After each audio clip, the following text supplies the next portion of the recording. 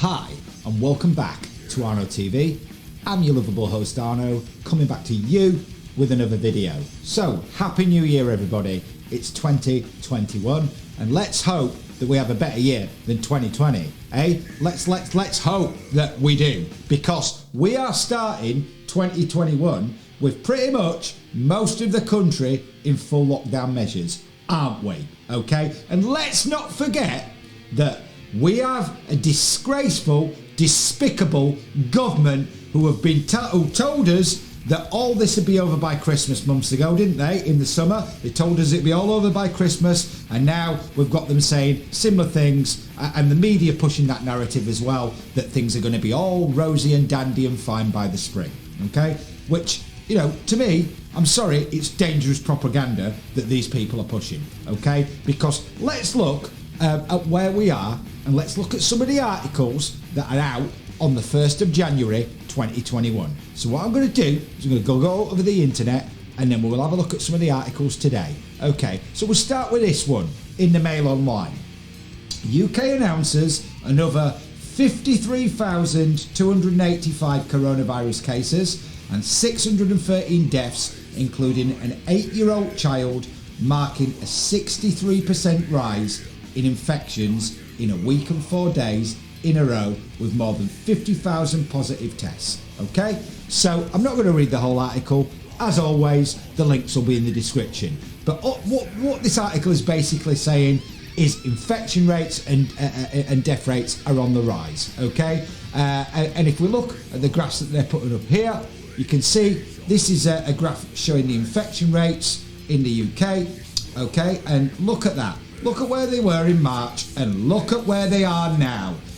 On the 1st of January, right up there. Okay, so we've got more infection rates now, okay, than we did in March by a long chalk.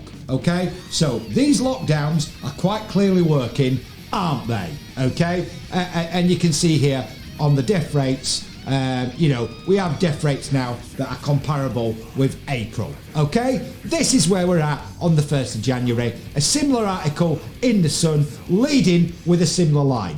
UK daily COVID cases rise 63% in a week, with 53,285 new infections and 613 deaths. Okay, and again, another graph showing the infection and death rates. Okay, the infection rates, as you can see in yellow, are way up, and again, the death rates are comparable with where they were back in April. Okay, this is where we're at on the 1st of January. Okay, this is where we're at. And okay, and just so I'm not accused of spreading any kind of medical and misinformation, this is in The Guardian, and they're talking about similar things. Let me just find where it was. Where was it? It was down here somewhere. Yes, there we go. So UK records 613 COVID-related deaths and 53,285 new cases. Again, similar article talking about the death rates and infection rates going way up. Okay, and this is after 2 full national lockdowns, and even though we're starting pretty much in a national lockdown, even though they're not actually calling it that, at the moment in January, the infections are way up, and the deaths are going back to where they were in April. And if you remember, a couple of weeks ago, this just to show you, this is not medical misinformation I'm spreading here. This is in the Express, a national newspaper. I'm not going to read the whole article, but why I came onto this is it's got this lovely little thing here that shows you the England's 4-tier system. Now, I want people to remember, in the last 10 days, 2 weeks, we had Matt Hancock making this massive thing about Bristol, North Somerset and Herefordshire had moved down tiers from tier 3 into tier 2 and tier 2 into tier 1. Yeah, that's what he's making this big thing about a couple of weeks ago. Now, look at the map now. Everything in purple is in tier 4, which I'd like to point out wasn't even created a couple of weeks ago, okay? Because when he made that big thing about those areas coming down tiers, tier 4 wasn't even a thing then. But now we have most of the country in tier 4 in this purple area, okay? And the red area is tier 3, okay? That's the rest of us. And the only area out of the whole of England in tier 1 is down here, this little tiny dot there in yellow. The Isles of Scilly, okay? So everything else is tier 3 or tier 4. This is where we are at, okay? And as I've said, as far as I'm concerned, if you're in tier 4, you're on a full national lockdown because the measures are pretty much the same, okay? And those of us that still are in tier 3, as we've said before, the only difference between that and tier 4 is for a certain number of hours a day you're going to spend at work. Other than that, life outside of work is in full lockdown, isn't it? That is where we're at on January the 1st, okay? And let us not forget that. Let us not forget that, okay? And I'll tell you what I'd like to see in 2021. Tell you what I'd like to see. I'd like to see people like Hancock, Johnson, Starmer, Patel, Drakeford, Gove, Sturgeon. I'd like to see all these people make to answer some serious questions about the things that they've been involved in, the decisions that they've made in 2020, the laws that they've created and the laws that they've changed in 2020, and the consequences of all of that to millions and millions and millions of people. That's what I'd like to see in 2021. These people make to answer some serious questions, and there's nothing wrong with that, okay? There is nothing wrong with it. Why should these people never get to answer any questions on anything, okay? We're talking about decisions that these people have made, okay? Decisions that these people have made that have cost millions of people their jobs, as redundancies are going to go into overdrive, as businesses shut down, as careers are wrecked, okay, as livelihoods are destroyed.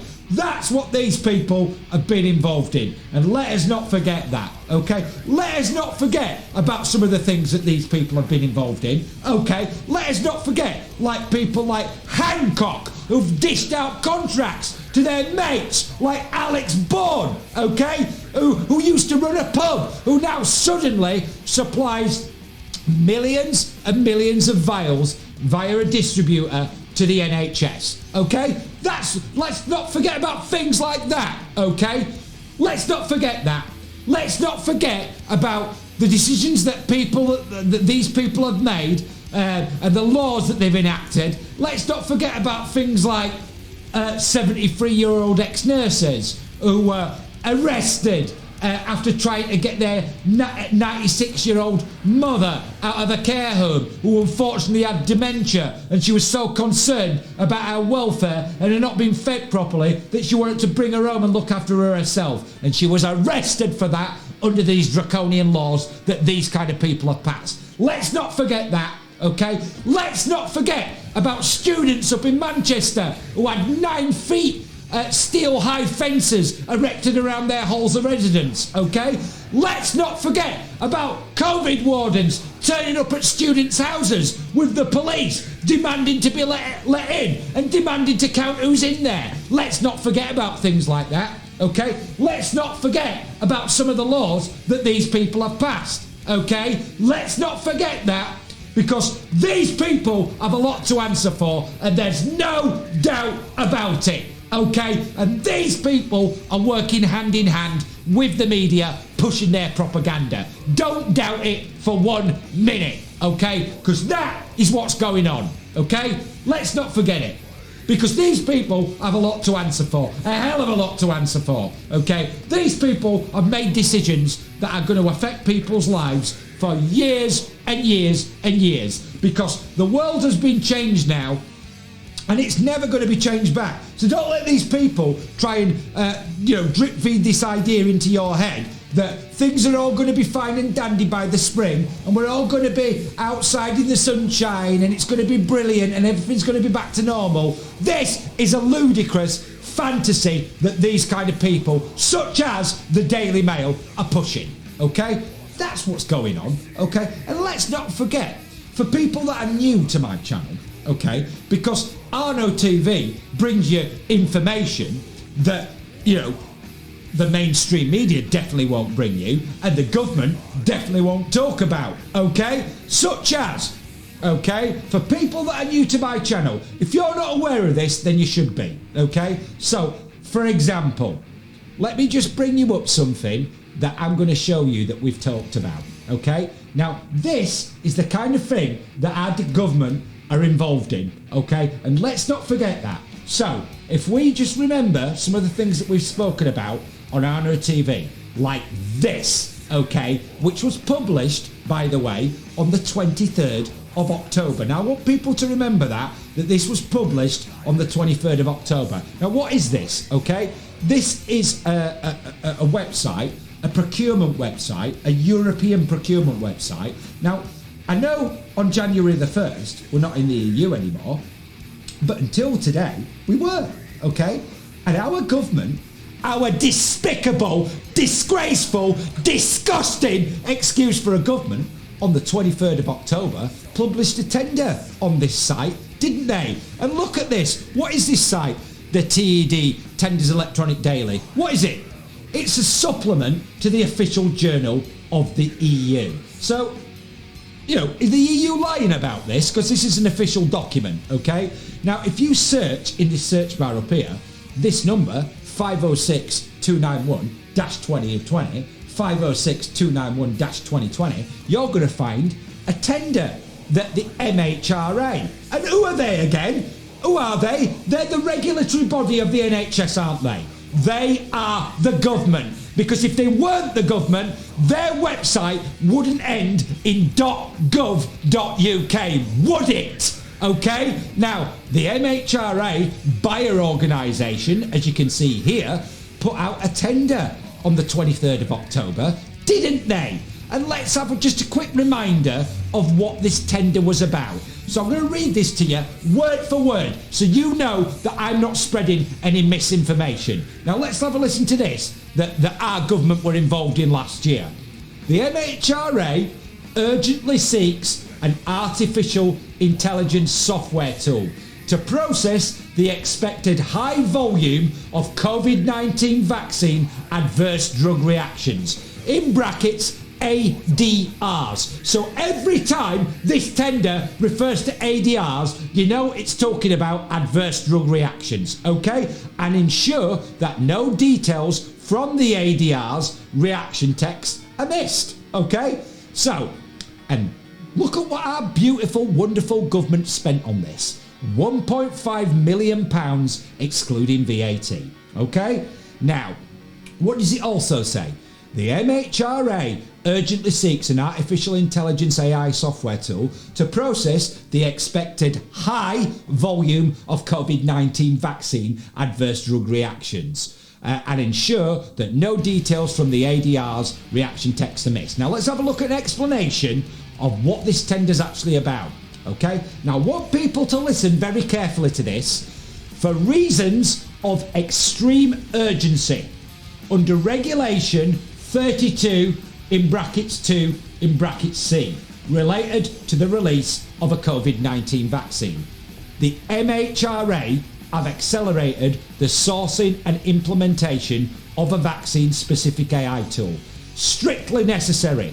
It is not possible to retrofit the MHRA's legacy systems. So what they mean by that is the government, the MHRA, the NHS, their legacy systems to handle the volume of ADRs, adverse drug reactions, that will be generated by a COVID-19 vaccine. Therefore, if the MHRA does not implement the AI tool, it will be unable to process these ADRs effectively.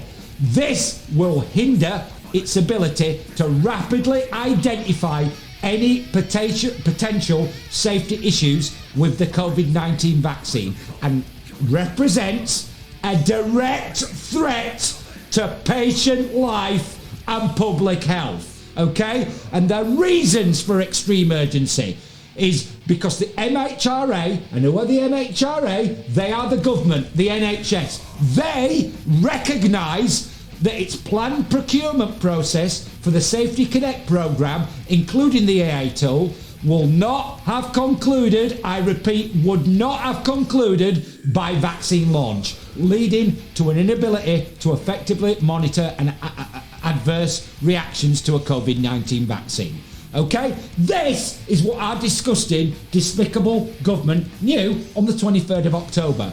And they went ahead and released it knowing that they didn't have this in place. Okay, and after that date, okay, interestingly, after that date, the 23rd of October, because that's the day that this was published, so we can't surmise how much before that date the government knew about this information. But one thing we can be 100% sure of, so we're not accused of spreading any medical misinformation, that they knew about it on the 23rd of October because it was published that day, this tender, okay? And they granted it to this company, Genpact UK Limited, or an Indian company that's had an association with Matt Hancock since 2014, okay? That's who they are, okay? And interestingly, after the 23rd of October, what did our wonderful, disgusting, despicable, disgraceful excuse for a government do? Okay, this article was published in The Independent on the 2nd of December, and what does it say? Coronavirus vaccine. Pfizer given protection from legal action by UK government. The UK government has granted pharmaceutical giant Pfizer a legal indemnity from protecting it from being sued, enabling its coronavirus vaccine to be rolled out across the country as early as next week. The Department of Health and Social Care has confirmed the company has been given indemnity protecting it from legal action as a result of any problems with the COVID-19 vaccine. Ministers have also changed the law in recent weeks to give new protections to companies such as Pfizer, meaning AstraZeneca, Moderna and the like, giving them immunity from being sued by patients in the event of any complications. Okay, so this is what our government have been involved in 2020, people. Okay, this is what our government have been involved in 2020. Okay, and this is what the media don't want to tell you. Okay, the media aren't going to tell you this, even though this information is in the public domain. Silence. Okay, so this should go to show you how much these people are working hand in hand with each other, and they don't care about us or our safety. They don't care about our mental health. They don't care about our jobs. They don't give a shit. Okay, this is where we're at, people, on the 1st of January 2021. So let's hope that by the time we get to the 31st of December of this year, we're in a much better situation than we are now. And we've made these people, such as Hancock, Sturgeon, Johnson, Patel, Drakeford, Gove, all of them, they need to answer some questions about what they've been involved in and the decisions that they've made and how it's affected millions of people. It's as simple as that. And in a democracy, we should be allowed to ask these questions of these people, okay? And it's as simple as that. And that's all I'm saying. And there's nothing, in my opinion, wrong with anybody wanting these people to answer some tough questions about the things that they've been involved in. Because it's come to a point now where we cannot live in a world anymore where these type of people never get to answer any questions about anything. Never, always skirting around the issue, answering questions with questions, never been, put under any serious scrutiny about the decisions that they've made and their own actions in all of this. It's got to stop, okay? There has to be change this year. So if you've enjoyed this video and you want to see more, then please like and subscribe to the channel. And once you do, please ring the notification bell so I can inform you guys of more videos that I'm going to be putting out. And as I've said, there's going to be a lot more coming because I refuse to stay silent while all this kind of thing is going on, okay? Because it's quite clear that the mainstream media ain't going to cover any of this stuff. So if we don't talk about it, guys, no one will, okay? That's where we're at, okay? So I would like also as well, to thank all the new subscribers that are coming in, because I tell you what, I am noticing more and more coming in on a daily basis now. So thank you very much, people, for all the new support that's come in, and you know, I really appreciate your ongoing support. I've got no idea why the music just stopped then. If you can share this channel with people, even better. So you know, I'd be really appreciative of you if you did that.